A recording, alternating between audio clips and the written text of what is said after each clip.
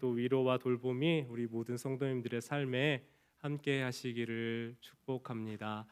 어, 여러분 그 인도 속담에 잘 알려지지는 않은 걸로 알고 있는데요. 이런 속담이 있다고 그래요. 표범은 겉 가죽에 결이 있고요. 사람은 내면에 결이 있다. 이런 속담이 있대요. 여러 의미가 있을 수 있겠지만 어떻게 해석해 볼 수 있겠어요, 여러분? 그 사람이 내면이 어떠한지는 밖으로 보이지가 않는다는 거죠. 그래서 많은 분들을 만나면서 제가 느끼는 것이 한 가지가 있다면요, 겉으로 드러나는 모습이 전부가 아니라는 걸 저는 자주 많이 느끼게 됩니다. 말이나 좀 표현들이 강한 스타일을 가진 분들이 있으시잖아요. 근데 사실 알고 보면 마음이나 심성이 너무 따뜻하고 부드러워서 이 삶은 여전사나 뭐 이렇게 전사, 남전사로 살아내야 될 것 같기 때문에 이렇게 이 열심히 살아오신 그 삶의 흔적이 있지만, 그 마음은 살펴보면 그 예쁜 꽃 하나 꽂은 소녀 같은 마음씨 가진 분들이 우리 많이 있다는 걸 제가 느끼게 됩니다. 내가 그런가 싶으신 분들 계세요? 네. 사실 어떤 개인의 살아온 삶의 환경이나 그리고 그 사람이 가지고 있는 내적인 성향의 차이들도 있겠지만, 한편으로요, 우리에게 나타내는 우리 삶에 있는 또 어떤 문제나 어려움들이란 것 있잖아요. 그리고 그 문제와 어려움들을 살펴보면 어떤 잘못이나 문제 상황이라고 보기에는 사실 그 사람 안에, 내면 안에 가지고 있는 연약함의 문제가 더 크다는 걸 사실 자주 발견하게 돼요. 예를 들어 볼게요. 화를 잘 내면 그 사람이 화를 잘 내는 성격인 게 아니라요, 그 사람은 화를 잘 참지 못하는 연약함이 있는 거예요. 자, 어떤 사람이 성격이 급하다면 그 성격이 급한 것 때문에 그 급한 성격을 가지고 있는 것이 아니라요, 잘 참지 못하는 연약함이 그 사람에게 있다는 거예요. 또 한편으로 어떤 일을 잘 못하면 그게 그 사람의 결점이 아니라요, 그 일을 잘 해낼 수 없는, 그 일을 담아낼 수 없는 연약함이 그 사람에게 있다는 거죠. 그래서 한 사람이 가지고 있는 겉모습이 아니라 그 안에 있는 내면의 연약함을 봐줄 수 있어야 우리의 관계도 삶도 더 성숙해 들어갈 수 있게 된다는 겁니다. 여러분 좀 공감이 되세요? 그러니까 누군가의 문제를 보면 그 사람의 잘못으로 보지 마시고 어떤 부분들이 부족한 연약함이다라고 보아 주셔야 된다는 거예요. 오늘 본문에서 여러 인간의 연약함의 모습이 나오거든요. 근데 그 연약함의 모습 보면 자기 생각대로 기다리지 못하고 결정하고 행동해서 일을 그르치는, 잘못된 결과를 내는 모습이 오늘 본문에 나오는데요. 그러나 그 연약함에도 불구하고 그들을 붙잡으시고 인도해 가시는 하나님의 인도하심의 역사 또한 우리는 함께 볼 수 있게 됩니다. 하나님이 아브라함에게 자손을 주시겠다는 약속 지금 반복해서 했잖아요. 여러분 12장에서도 봤고 15장에서도 보고, 주님이 같이 우리 별 보러 가지 않을래? 하면서 별 보러 데려가시고 약속을 확인하시고 위로하시는 그 하나님의 위로와 약속이 계속 반복되는 장면을 우리는 보아왔습니다. 그런데 가나안 땅에 온 지 10년이 됐어요. 10년이 됐는데도 아무런 변화, 아무 사건이 안 일어나는 거예요. 여러분 바꾸어 말하면요, 10년을 기다렸다는 거예요. 여러분 어떤 일이 이루어질 때까지 10년 정도 기다려본 일 있으세요? 성경에는 이 3, 7, 10이라는 완전수가 종종 등장하는데요, 이 성경에서 우리말에도 그런 말 있죠. 10년이면 뭐가 변해요? 강산이 변하잖아요. 성경에서의 10년도 완전수의 의미예요. 3, 7, 10년이라면 뭔가 온전히 기다릴 만큼의 시간이 충분하게 지났다라는 걸 의미하는 것이 바로 이 10년의 시간이다라는 거예요. 인간적으로는 충분히 기다렸던 시간이 바로 이 10년이었고요. 충분히 이젠 기다릴 만큼 기다렸어 라고 당당하게 얘기할 수 있었던 시간이 바로 이 10년이었습니다. 그런데 그 10년 동안 아무런 변화도 일어나지 않았던 겁니다. 그러자 사레, 여기 본문에선 사레고요, 이제 사레의 이름이 사라로 변하고 아브람의 이름은 아브라함으로 변합니다. 그래서 사라와 아브라함으로만 제가 통칭할게요. 그래서 사라가 아브라함에게 제안해서 하갈과 동침해서 자손을 낳으라고 이야기합니다. 맨 처음 생각했을 때는요, 엘리에셀이라고 종이 있었거든요. 그 종에게 아들이 있었어요. 그 종을 통하여 우리 자손이 이어지겠거니 했는데 하나님이 아브라함을 통해 난 자손을 통해서 후손이 이어질 거라는 약속을 주셨기 때문에 이 사례는 자기는 너무 나이가 많아서 힘들겠고 여종 하갈을 통해서 자손을 낳으면 되겠구나라는 생각을 했던 겁니다. 그러니까 아브라함에게 하갈에게 들어가서 동침해서 자손을 낳자라고 말합니다. 아브라함이 어쩌면 그래야 될지도 모르겠다 생각했던 것 같아요. 그런데 실제로 자기가 먼저 그렇게 말하지는 않았고요. 사라가 말을 하니까 바로 알겠다고 하면서 잘 순종하는 모습을 보여줍니다. 바로 사라의 말을 2절 보세요. 아브라함이 사라의 말을 들으니라. 말을 참 잘 들었습니다. 그렇게 해서 사라가 권했던 그 일을 순순히 받아들였습니다.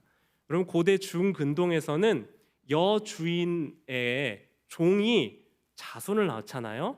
그러면 그 자손이 그 여주인에게 귀속되었어요. 자, 그러니까 자손을 낳아서 그 낳은 자손이 누구의 자식이 되는 거예요? 사라와 아브라함의 자손이 되는 거예요. 이 당시에는 당연하게 일어났었던 일이고요.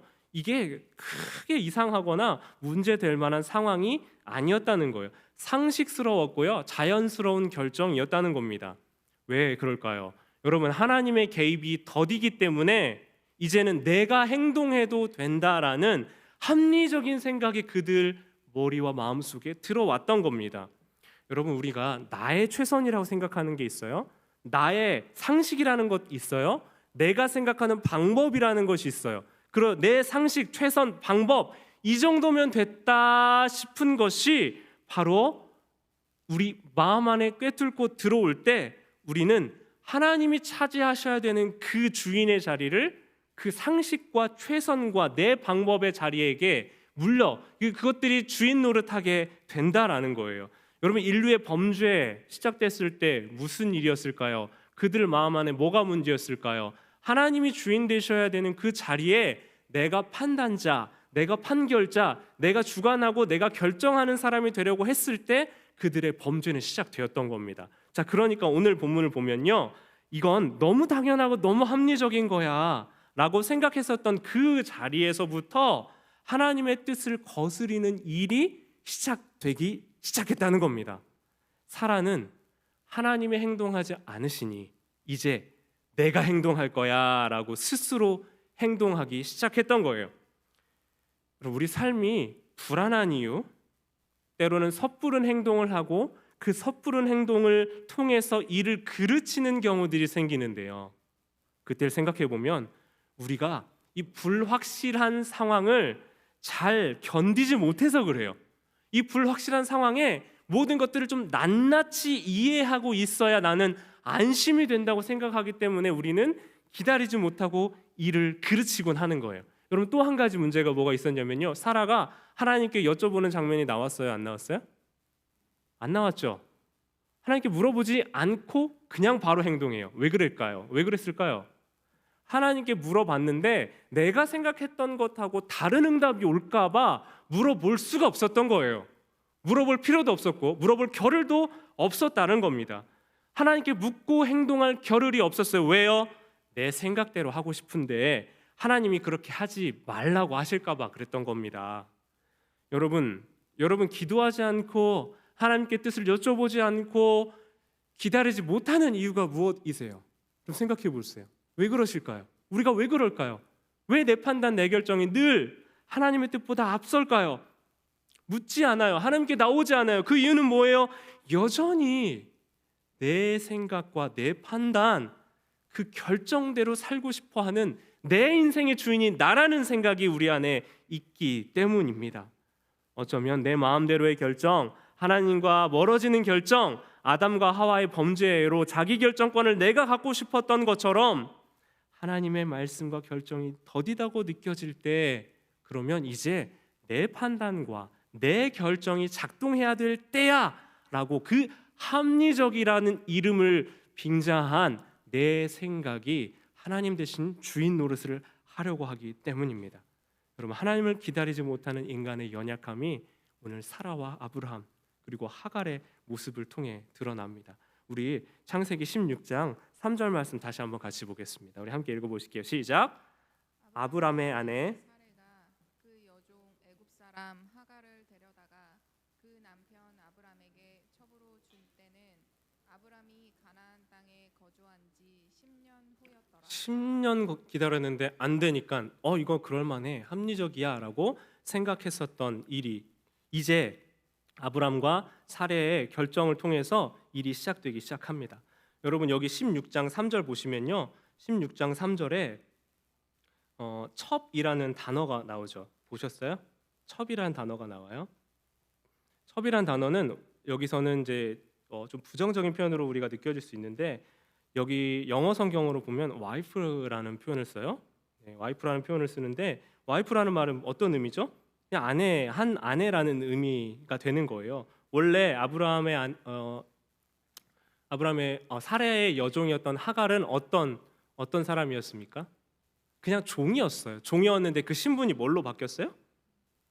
네, 아내가 된 거죠. 그러니까 그 지위가 변경된 거예요. 신분이 격상됐어요. 높아졌어요. 그래서 새로운 신분 플러스 아이까지 가졌잖아요. 기분이 어땠을 것 같아요, 여러분? 와, 이건 뭐 자기 꿈에도 없던 일들이 자기 인생이 막 일어나기 시작하는 거예요. 너무 행복했던 것 같아요. 여러분 이렇게 기쁘고 행복했을 때 사람들이 나타나는 반응이 뭐예요? 기쁨에 환희가 올라가기도 하지만, 여러분 문제는 그 기분이 올라간 상태에서 행동에 문제가 생겼던 거죠. 그래서 어떻게 행동하냐면 방자하게 행동했고, 그 여주인에게 어떻게 행동했다고 나왔냐면 그 여주인을 멸시했다라고 표현되어 있어요. 멸시, contempt, 멸시했다는 이 표현을 보면요, 많은 의미가 그 안에 담겨 있을 텐데, 여종이 아이 임신했다고 자기에게 무례하게 행동하는 모습 보면서 사라가 무슨 생각 들었을까요, 여러분?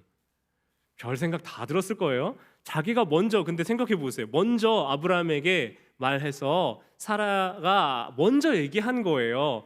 그런데 정말 아이를 임신하게 되자 이 문제가 누구인 게 확인이 됐어요. 아브라함이 문제였어요? 사라가 문제였어요? 사라가 문제였던 것 같죠? 이 상황만 놓고 보면. 자, 이 불임의 원인이 자기인 것이 확인이 된 것 같은 상황. 게다가 아이도 바로 생겼어요. 그러니까 아브라함이 아니라 자기가 문제였다라는 것이 확인된 이 상황이 하갈이 어쩌면 이 여주인을 멸시하는 이유를 제공했을지도 모르겠습니다. 사라는 자기가 결정했고 자기가 판단한 일에 대한 일의 결과를 받아들여야 되는 상황을 지금 맞이했습니다. 여러분, 때로 우리 스스로 했던 결정과 판단에 대한 결과가 바로 나와서 그 결정에 대한 책임을 내가 져야 될 때가 있어요. 그런데 그 내가 내린 결정의 결과가 내가 좀 받아들이기 어려운, 또 감당하지 못할 괴로움에 우리를 빠뜨리기도 합니다. 이 상황에서 여러분들은 어떻게 반응하세요? 사라는 어떻게 반응합니까? 사라는 이 일의 잘못의 문제를 누구에게 떠넘겨요? 아브라함에게 떠넘겨요. 그래서 아브라함에게, 아니, 당신이 처신을 어떻게 했길래, 당신 잘못이잖아, 이거 당신이 받아야 되는 이 멸시를 왜 내가 받고 있어 하면서 이 아브라함을 밤새 갈구기 시작합니다. 성경에는 밤새라는 표현은 없어요. 분명히 밤새 갈궜을 거예요. 자, 그 밤샘 갈굼에 이제 이 아브라함의, 특히 남자들의 반응은 어때요? 문제가 일어날 때 남자들이 가지고 있는 성향이 어떻습니까? 회피하고 극단적이죠. 뭐라고? 다 집어쳐! 라고 얘기하죠. 그게 뭐예요? 여종을 아내로 격상시켰던 신분을 다 집어쳐 하면 무슨 말이에요? 다시 종으로 돌려! 하고, 이 본문에는 나와 있지 않지만 제 상상에 의하면 이 일이 그렇게 돌아가고 있는 겁니다. 자, 16장 6절, 다 집어치워 하는 아브라함의 이야기가 이렇게 고상하게 표현되어 있어요. 한번 보겠습니다. 시작. 아브라함이 사레에게 이르되 당신의 여종은 당신의 수중에 있으니 당신의 눈에 좋을 대로 그에게 행하라 하매, 사레가 하갈을 어떻게 했어요? 학대하였더니 하갈이 사레 앞에서 도망하였더라. 자, 어떻게 말합니까? 여종에게 주인에게 복종하라고 그래요. 그 종 당신의 눈에 좋을 대로 마음대로 해. 그리고 나한테 좀 얘기 좀 하지 마 좀 이제라고 하는 게 본문의 이야기예요. 다시 종의 지위로 강등시켰어요. 여러분, 이 여인들의 이 미묘한 긴장감과 갈등에서 이 해결을 극단적으로 내리기 쉬운데요. 그 하갈의 멸시에 사라가 했던 반응이 아주 또 여기 눈여겨볼 만합니다. 사라가 하갈을 어떻게 했다고요? 학대했어요. 멸시에 대응해서 학대하고 있습니다. 아주 둘이 보면 볼수록 가관이에요. 이 관계가 점점 극단적으로 좋지 않은 방향으로 가고 있는 걸 봅니다. 아브라함, 사라, 하갈을 보면 어떤 상황을 두고 너무 쉽게 결정하는 게 보이고요.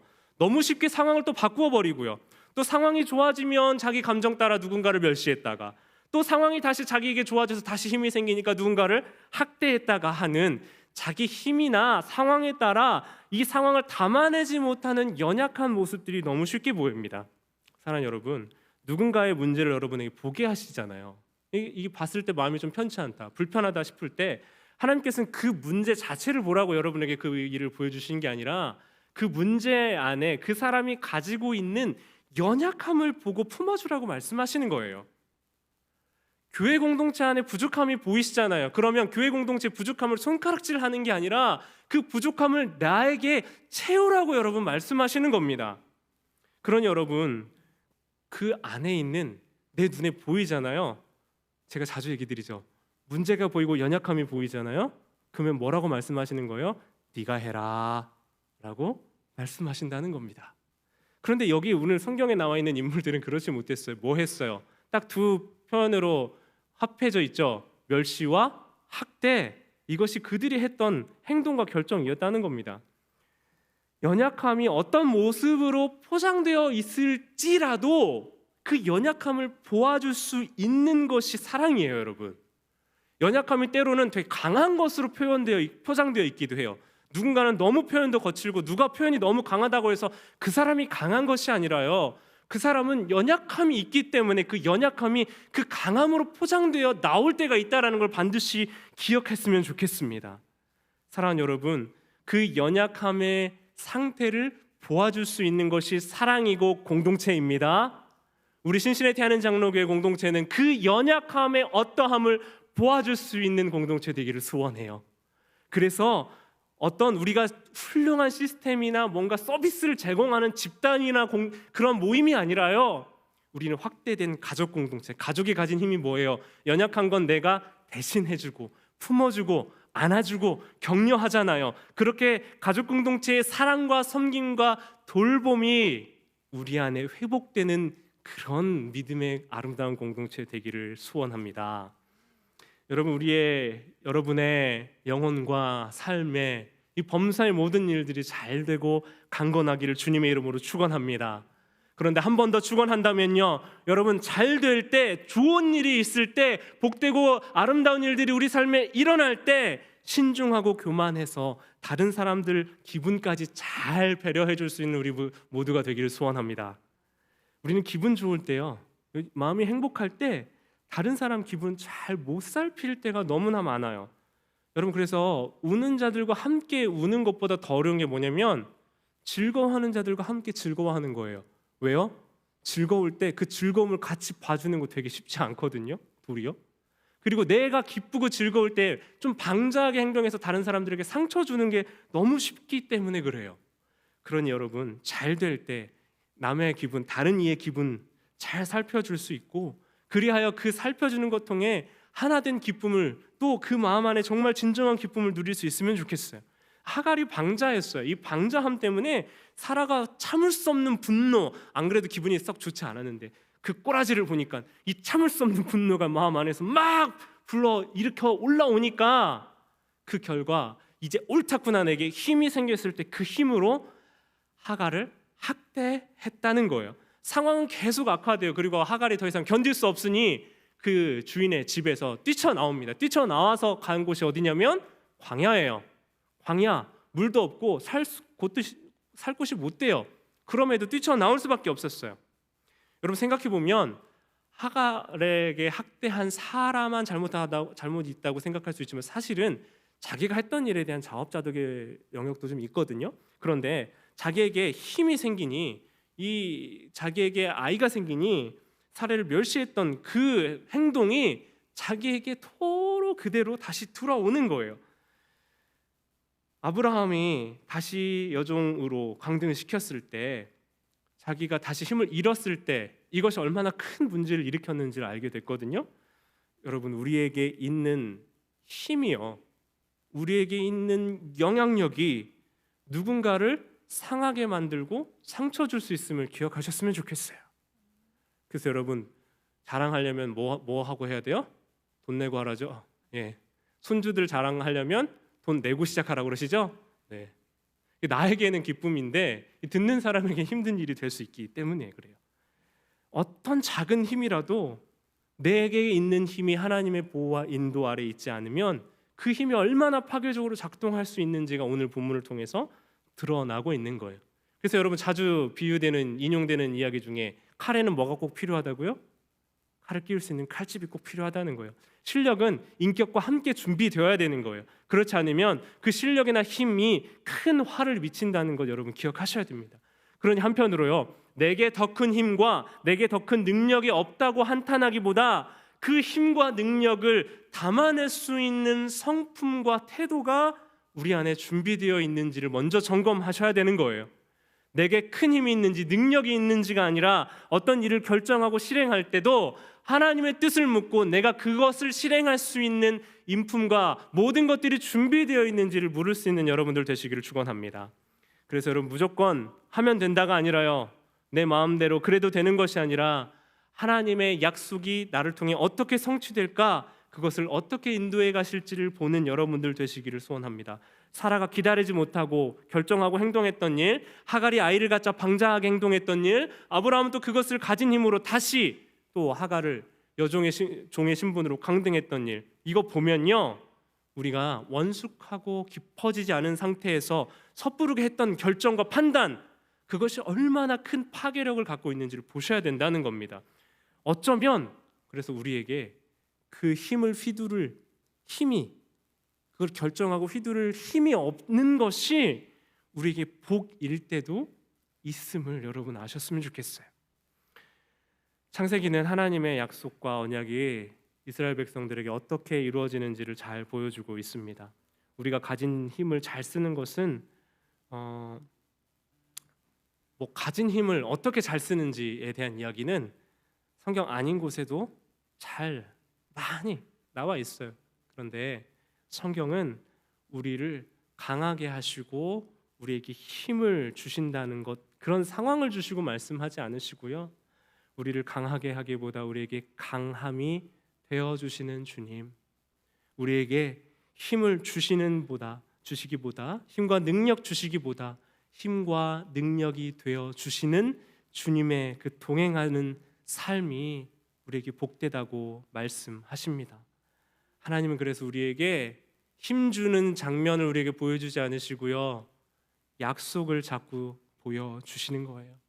하나님의 약속이 실행되기까지 이루어지는 간격 속에서 하나님을 의지하고 사랑하며 살아가도록 우리를 초청하시는 겁니다. 사랑하는 여러분, 노아 이야기 우리 성경 공부하면 보니까요, 문이 닫히고 7일 동안 아무 일이 없었어요. 아니, 방주를 그렇게 고생해서 만들었으면 들어가자마자 비가 내려야 되잖아요. 들어가서 문 닫고 모든 것이 다 정비가 마무리됐는데 비 안 오는 7일이 있었더라고요. 그 7일의 기다림을 통과해야 비가 내리는 하나님의 약속이 성취되는 것을 보고 하나님의 언약이 실행되는 것을 배 안에 있던 사람들은 볼 수 있었습니다. 이 10년 아니면 사실은 더 기다려야 되거든요. 지금 86세인데 100세 될 때까지 14년 더 기다려야 돼요. 내가 생각했던 그 기준이 아니라 하나님의 언약과 약속이 성취되는 이 기다림의 시간, 여러분, 내 상식과 내 판단과 내 계획과 내 힘으로 섣불리 결정하지 않고 하나님의 인도와 도움과 보호하심을 따라가는 우리 모든 성도님들 되시기를 주님의 이름으로 축원합니다. 우리 16장 13절 말씀 보고 우리 함께 같이 기도하면 좋겠습니다. 16장 13절 하갈이 도망치고 이제 물 없는 곳에서 괴로워 죽을 것 같았어요. 물이 없으니 목말라 정말 큰일 나게 생겼습니다. 그 절망과 괴로움의 자리에 하나님이 오셔서 이렇게 물을 주시고요. 그 하갈에게 자손이 장성할 거라는 약속 주시고 그를 다시 일으켜 세워 주십니다. 물을 주시고 생명을 주셨어요. 16장 13절 같이 보겠습니다. 시작. 하갈이 자기에게 이르신 여호와의 이름을 나를 살피시는 하나님이라 하였으니 이는 내가 어떻게 여기서 나를 살피시는 하나님을 배웠는고 함이라.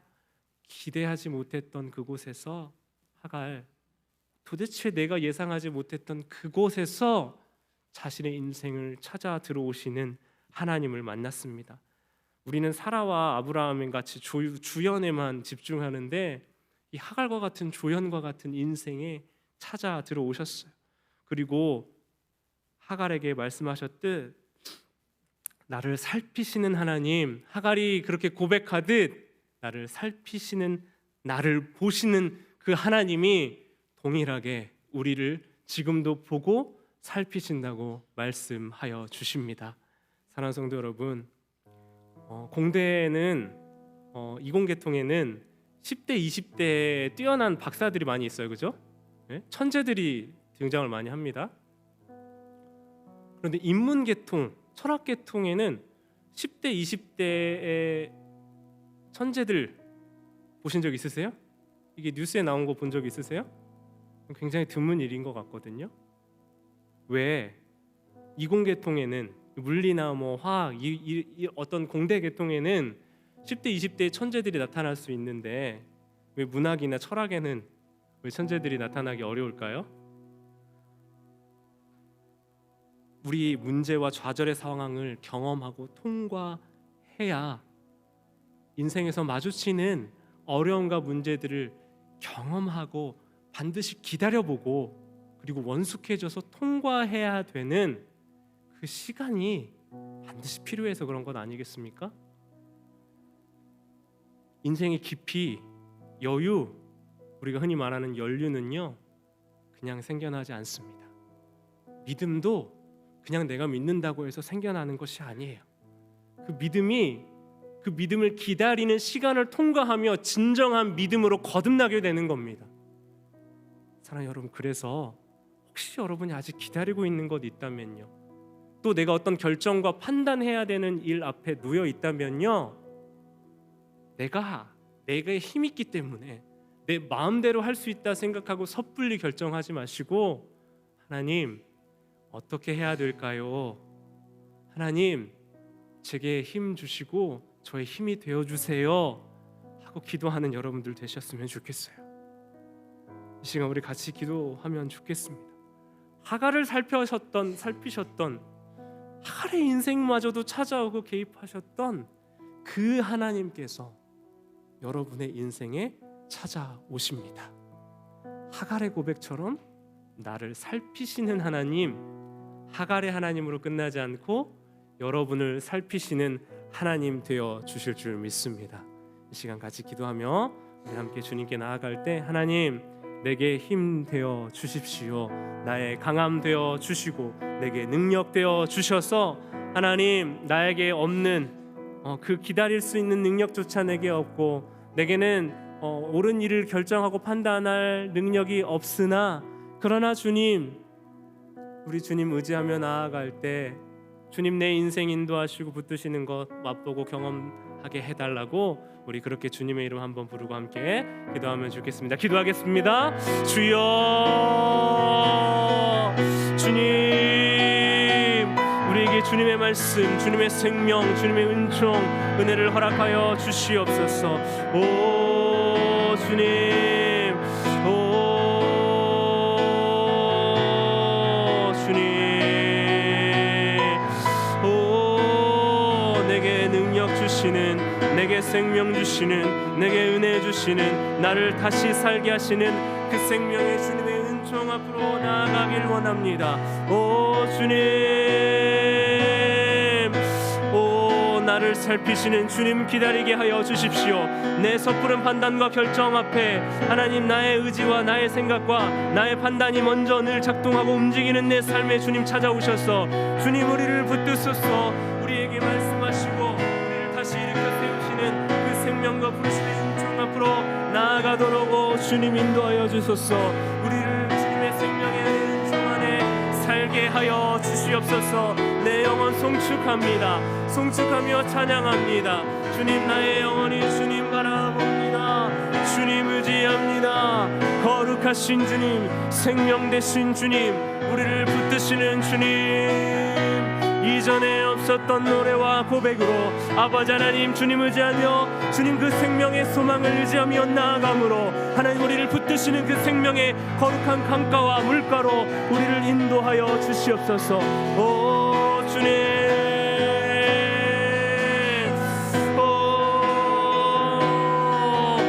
내 영혼아 거룩하신 주님 이름 노래합니다. 이전에 없었던 노래로 나 주님을 경배해. 송축해 bless the Lord of my soul, oh my soul, worship His holy name. 이전에 없었던 노래로 나 주님을 경배해. 여러분, 예전에요 제게 우리 가정에 저희 아버지가 이제 개척목회 하실 때 중학교 때였는데요, 제가 중학교 때 교통사고가 크게 난 적이 한 번 있었어요. 근데 아버지 건강하셨기 때문에 별일 아닌 것처럼 넘어갔거든요.